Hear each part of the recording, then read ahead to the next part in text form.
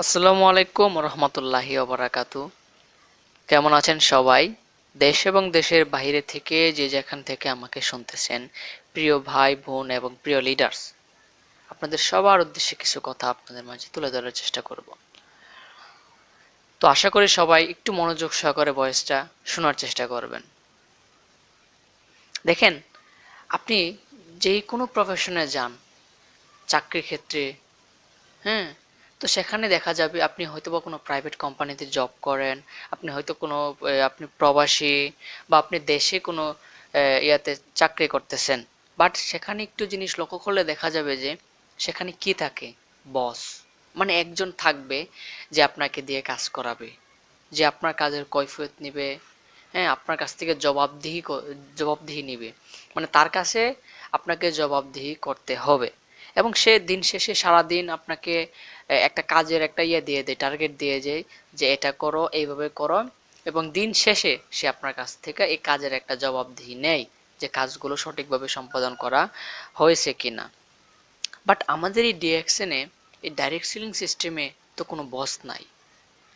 So এই যে বস না থাকার কারণে আমাদের কিন্তু অধিকাংশ ব্যক্তি কিন্তু ফেইলিওর হচ্ছে। কেন কথাটা বললাম? কারণ বস নাই যেহেতু, সেহেতু মানুষ কাজটাকে তেমন গুরুত্ব দিয়ে করে না। দেখেন, একটা চাকরির ক্ষেত্রে এই বসের ভয়ে ভয়ে সে কাজটাকে কতটা গুরুত্ব দেয়। অনেক গুরুত্ব দিয়ে কাজটা করে। মানে তাকে যে কোনো মূল্যে কাজটা করতে হবে, কাজটা সম্পাদন করতে হবে। না হলে তার স্যালারি আসবে না, স্যালারি থেকে দিবে না। বাট এখানে কোনো বস নাই। হ্যাঁ, কারো কাছে কাজের জবাবদিহি করতে হয় না। তো যার কারণে দেখা যায় আমরা আমাদের ইচ্ছে মতো কখনো করি, কখনো করি না। মানে কোনো রুটিন মেনটেন হয় না, কাজের কোনো টার্গেট নাই আমাদের। যার কারণে আমরা কিন্তু অধিকাংশ ব্যক্তি এখান থেকে ফেল হচ্ছি। তো সেক্ষেত্রে আমরা কি করতে পারি, কি করণীয়? দেখেন, আপনি আপনার বস হতে হবে, আপনি আপনার মোটিভেশন হতে হবে, আপনি আপনার ইন্সপিরেশন হতে হবে।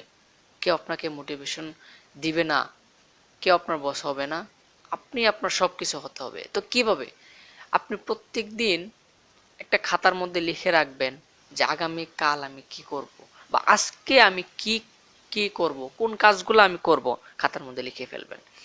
লিখবেন যে আজকে আমি 50 জন ব্যক্তিকে ইনভাইট করব, একটি গ্রুপে একটি ভয়েস দিব, তারপর হচ্ছে যে টিম নিয়ে মিটিং একটা করব যে কোনো একটা টপিক নিয়ে, ঠিক আছে, ফলো আপ করব। এই যে কাজগুলা, এগুলো আমরা একটু লিখে ফেলবো যে কি কি করতে হবে।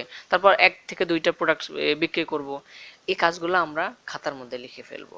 এতে করে কি হবে, সারা দিন শেষে যখন আমরা রাতের বেলা এই খাতাটা হাতে নিব, তখন এই খাতা আমাদের কাছ থেকে জবাবদিহি চাইবে। খাতা আমাদের বস। সে বলবে তুমি তো লিখেছিলা এই কাজগুলা করবা, এই কাজগুলা কি সম্পাদন হয়েছে, করেছো তুমি? সো সবাই এটা লেখার চেষ্টা করব। কারণ কথা হচ্ছে যে যদি থাকে খাতায়, তাহলে থাকে মাথায়। সো আমরা আজকে কি করব, শুরুতে খাতায় লিখে ফেলবো, এবং আগামীকাল কি করব এটার পরিকল্পনা আমরা রাতের বেলা খাতার মধ্যে লিখে রাখবো। এতে করে দেখবেন আমাদের বিজনেসটা আগের তুলনায় অনেক গ্রোথ হবে। কারণ দেখেন, অনেক আপনারা একটা জিনিস খেয়াল করবেন, অনেক বয়স্ক ব্যক্তিরা আছে যারা দেখবেন যে বাইরে বের হলে কি কি করবে, কি কি নিতে হবে সে লিখিয়ে রাখে। কেন? কারণ সে ভুলে যায়।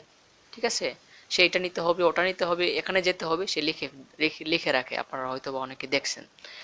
তো এটার কারণ হচ্ছে সে ভুলে যায়। তো আমরাও, যেহেতু আমাদের বস নাই, আমাদের টাইম ফিক্সড নাই যে কোন সময়গুলো এখানে কাজ করতে হবে, তো তখন আমরাও ভুলে যাই যে কি করতে হবে এখন, কি করণীয়, আমরা কিন্তু ভুলে যাই। এই জন্য আমরা সবাই চেষ্টা করব খাতার মধ্যে লিখে রাখার।